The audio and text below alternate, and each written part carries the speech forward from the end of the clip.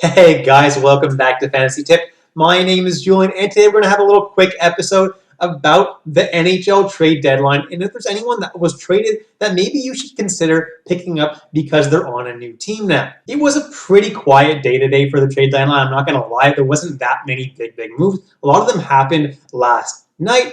All in all, I think there may be a guy or two that you can add that may be able to help your team. Before we get started, guys, please leave a like, subscribe, hit that notification bell. I would really appreciate your support. Now let's jump into the first trade I'm going to talk about, and that's Taylor Hall to the Boston Bruins. Should you pick up Taylor Hall? Absolutely. Boston is going to use Taylor Hall probably on their top power play, which means he's going to pot in some points just by default, even if he doesn't play that well. If he's playing with Marchand, Pasternak, and Bergeron on the power play, well, he's going to do pretty well. He should play on the second line with David Krejci and either Craig Smith or Nick Ritchie, which isn't the greatest line in the world, but it's not that bad either, so he should be able to pop in some even strength points as well. I really like adding Taylor Hall if he's available in your free agency. Next is the Washington Capitals and the Detroit Red Wings swapping Mantha and Vrana. This is a big hockey trade, and it's going to be interesting to see how these players do. I actually had Vrana on my drop list this week, but in Detroit, he may actually get an elevated role. So I'm going to say don't drop him just yet until we see where he's going to be deployed on Detroit. He's probably going to get top line or at the very minimum second line time, and he's probably going to get top power play time too. So if you own Vrana, maybe hold off on dropping him for now. As for Mantha, his value just went up like crazy. I'm not sure where he's going to end up playing for Washington, but he's going to produce a lot more than he was. Keep in mind, guys, before you add Anthony Mantha, that next week, when in your fantasy playoffs, the Capitals don't have a very good schedule. They only play 2 games, and both those games are against the Islanders, who have a very stingy defense. So Mantha may be a decent idea if you want to pick him up, but personally, I wouldn't do it just because he may just hinder you for that week, and you may not win it because you have a guy like Mantha on your team. Not because he's bad, but because he only plays 2 games. If Mantha is still available after next week, though, and he is producing, then I would pick him up. On the other hand, if Vrana is available in your leagues, you can add him and see how he does for the first couple games. If it doesn't work out, you could always drop him. Next is the Toronto Maple Leafs acquiring Nick Foligno from the Columbus Blue Jackets. Now this one, it's possible that Foligno does have some fantasy relevance. It really depends where he plays.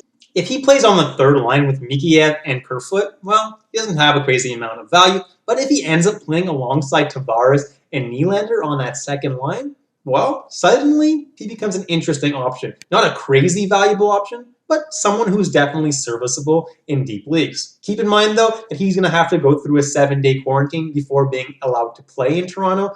So if you're going to pick him up, make sure that you have the IR plus room. Next is David Rittich going from the Calgary Flames to the Toronto Maple Leafs. And I don't see him having a whole lot of value. He's going to be Campbell's backup. But what this tells me is that Freddie Anderson may be out for the rest of the regular season.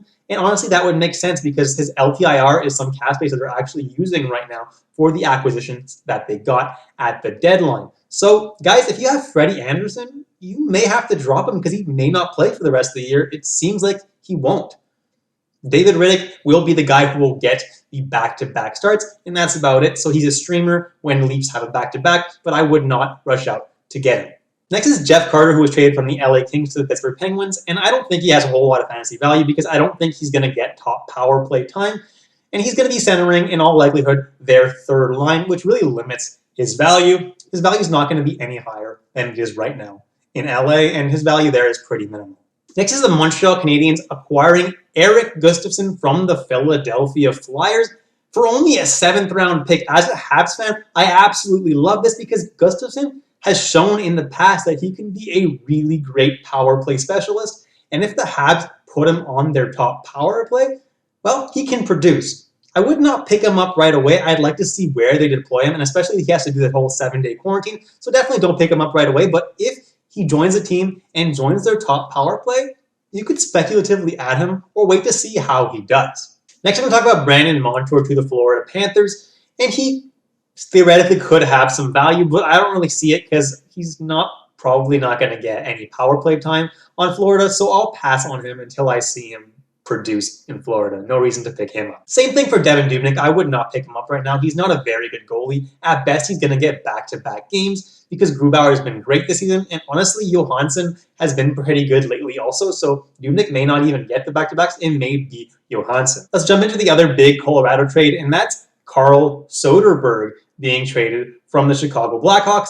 As much as I like that trade, I don't necessarily love it for fantasy because he's probably going to end up being their third line center, which is great for depth, but not necessarily for fantasy, unless he gets some top power play time. Next is David Savard to the Tampa Bay Lightning, and I don't really love him for fantasy. He's okay in hits, he gets an okay amount of blocks, but honestly, he doesn't really go up that much in value going to Tampa Bay. Yeah, his plus minus will be a lot better than it was in Columbus, but that's about it. Next is Mike Reilly going from the Ottawa Senators to the Boston Bruins, and he doesn't have a crazy amount of value unless McAvoy and Grzelcyk miss some more time, in which case Mike Reilly might actually be given some top power play time, so he could be valuable for the next couple of games, but not for longer than that. Next is Jani Hakanpaa dealt from the Anaheim Ducks to the Carolina Hurricanes. And Hakanpaa has actually been very valuable in hitting leagues this year because he's been top 3 in the league in terms of hits. He doesn't produce a whole lot of offense, but he's been great at hitting.